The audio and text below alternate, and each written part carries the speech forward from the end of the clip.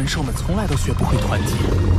宇浩，这个心愿只能靠你来完成了。10大凶兽中，居然有7位齐聚于此。他要自爆，敢触怒本座，你想死吗？小家伙，你有多少把握？你就用生命来冲刷我的。那小子，莫非有成神之姿？但愿你的魂灵实验能够成功。随着霍雨浩说服帝天，帝天决定先带霍雨浩返回森林，但在离开前，霍雨浩要求向史莱克学院的师长们说几句话。霍雨浩向穆老和其他宿老解释，他已说服帝天收兵，结束这场因他而起的兽潮。他强调，人类与魂兽的和平共处是未来的关键，而魂灵研究或许能成为实现这一目标的桥梁。他请求学院寻找志愿者参与魂灵试验，并承诺自己会和帝天一起返回星斗大森林，确保安全。尽管诸位宿老对霍雨浩的决定感到担忧，但帝天的强势态度让他们别无选择。最终，帝天带着霍雨浩返回森林，而史莱克城外的魂兽大军也开始撤退。史莱克城在经历了2昼夜的艰苦战斗后，终于迎来了胜利的曙光。尽管损失惨重，但这场胜利意义非凡。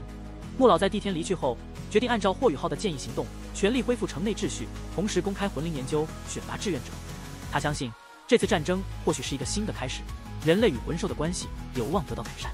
本体宗主独不死也在场，他对魂灵之秘充满了好奇。玄老向他解释了魂灵的重要性，并邀请他进入史莱克学院了解更多细节。在史莱克学院与星斗大森林的兽潮之战结束后，大批援军陆续抵达史莱克城。尽管魂兽大军已经撤退，但这些来自3国的魂师强者们仍选择暂时留下，使得史莱克城变得热闹非凡。然而，史莱克学院因损失惨重，并未用战利品来感谢这些援军，而是选择将资源用于重建。为了回报援助，史莱克学院决定共享一个重要的研究课题——魂灵。魂灵是一种可能替代魂环的力量，甚至比魂环更强大。学院公开了魂灵的研究进展以及霍雨浩与兽神达成的协议，引起了3大帝国魂师们的极大兴趣。尽管史莱克学院尚未公布融合魂灵的具体方法，但表示一旦研究成功，将在史莱克城设立试点，为魂师们提供服务，并从援军中招募了100名魂力达到瓶颈的志愿者参与实验。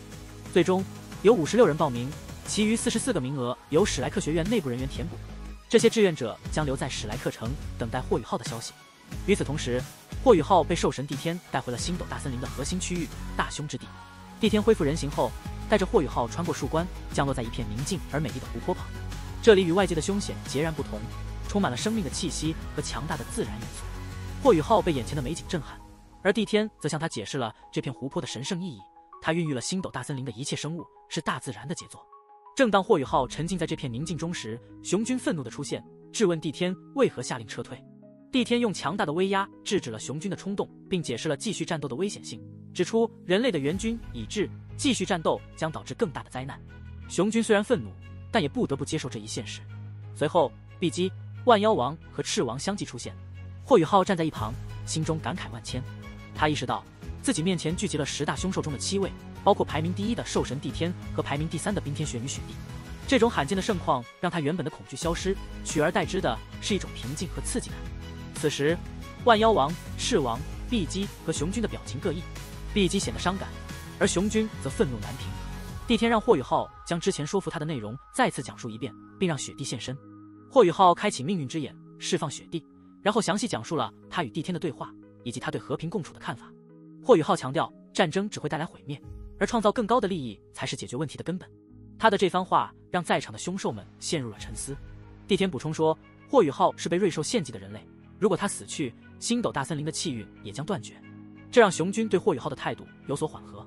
碧姬好奇地询问霍雨浩与瑞兽3眼金迷之间的关系。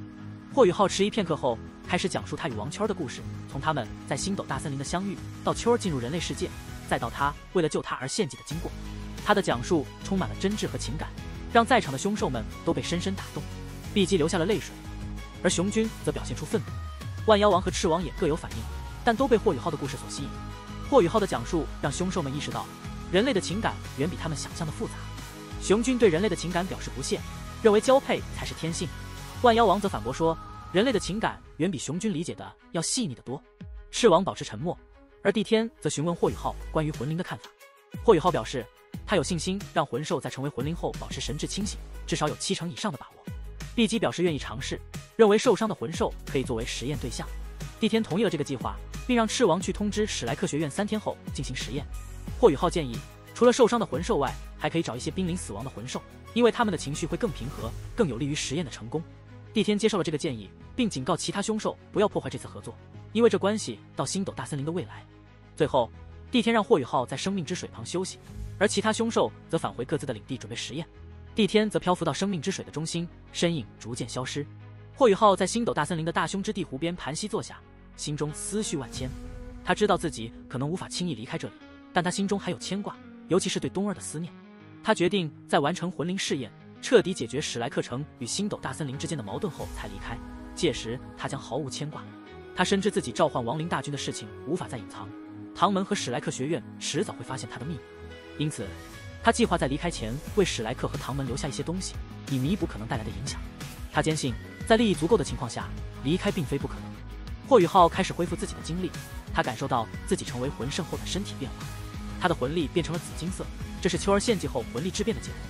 他的身体素质也因秋儿的黄金龙血脉而显著增强，尤其是力量方面，这些变化为他未来的修炼打下了坚实的基础。他意识到，随着实力的提升，自己对自身能力的理解也更加深刻。尽管冬儿沉睡，秋儿献祭让他伤痛欲绝，但他在修炼方面的天赋已经开始展现，未来将有更大的突破。经过1天的冥想恢复，霍雨浩感到神清气爽。他发现面前有几颗金玉果，这是一种极为珍贵的果实，能够显著提升魂师的体质和魂力。霍雨浩吃了一颗金玉果，感受到身体的滋养和魂力的活跃。他尝试挥出一拳，发现这一拳的威力丝毫不逊于他原本施展的司东拳。他意识到，这正是伊莱克斯老师所说的真正君临天下精神力与魂力相融的感觉。经过1个时辰的修炼，霍雨浩成功吸收了金玉果的效力，并将提升2环带来的身体变化完全融会贯通，真正掌握了魂兽级别的实力。此时，兽神帝天出现，称赞霍雨浩的拳法，并提出与他切磋。帝天的攻击威压让霍雨浩感到窒息，但他凭借强大的精神力巧妙应对。第1次碰撞后，霍雨浩被震飞，但帝天并未全力出手。霍雨浩感谢帝天手下留情，帝天则表示这只是开始，要求霍雨浩全力以赴。第2次碰撞，霍雨浩调整状态，成功抵挡住帝天的攻击，虽然仍被震退，但情况已有所改善。第3次碰撞时，霍雨浩尝试反击，虽然力量微弱，但成功让帝天的动作微微停滞。随后，霍雨浩再次被撞飞，但他并未气馁，反而更加坚定。在第4次碰撞中，霍雨浩背后显现出王多儿的彩色光影，仿佛他真的降临在他身边。霍雨浩打出一拳，这一拳蕴含着他对冬儿的思念，权势达到巅峰。帝天故意放缓动作，让霍雨浩完成这一拳。帝天被霍雨浩眼中的思念和背后的光影所打动，心中暗自赞叹霍雨浩将人类战绩提升到了极高的境界。这种程度的结合，即使是超级斗罗也难以做到。帝天试图压制霍雨浩的魂力，但霍雨浩凭借强大的精神力和思念之情，成功抵挡住了帝天的攻击。帝天最终选择避开霍雨浩的司东拳，这让霍雨浩意识到，帝天忌惮的并非是他的攻击力，而是他拳中蕴含的思念之情。帝天离开后，霍雨浩陷入沉思，他意识到魂兽并非无情，帝天心中也有情感。霍雨浩决定继续修炼，利用星斗大森林的浓郁生命力和金玉果的补充，提升自己的实力。他意识到自己的魂技过多，需要融会贯通，选择最适合自己的战斗方式。霍雨浩决定暂时不再为冰壁帝皇蝎附加魂环，而是专注于提升灵眸的能力，争取早日成为封号斗罗。他估算自己的魂力大约在73级左右，对于不到20岁的他来说，这已经是一个惊人的成就。2天后，霍雨浩被帝天和碧姬唤醒，碧姬告知他史莱克学院的人已经到来，但担心双方的仇恨会导致冲突。帝天带着霍雨浩和碧姬迅速飞向森林边缘。当他们到达时，局势已经十分紧张，双方的冲突一触即发。帝天的出现让局势瞬间平静下来，他冰冷的面容和强大的气势让所有魂兽都感到敬畏。他转身面对以雄军、万妖王和赤王为首的兽群，准备平息这场潜在的冲突。